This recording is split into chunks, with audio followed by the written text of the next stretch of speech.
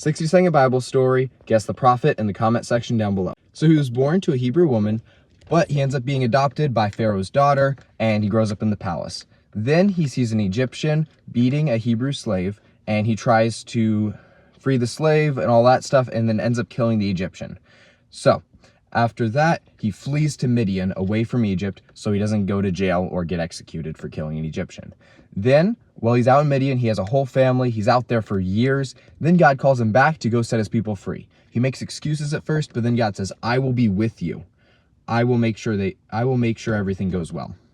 So he follows what God says. He goes back to Egypt.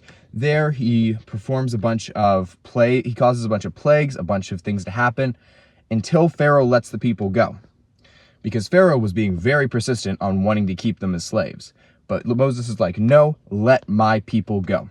Eventually, Pharaoh lets his people go. They start leaving. Then Pharaoh sends his soldiers and an army after them to try to take them back as slaves. Then Moses parts the Red Sea. They end up getting to the other side of the Red Sea, and it collapses on the Egyptian army, causing them all to drown. Yep, that's the story.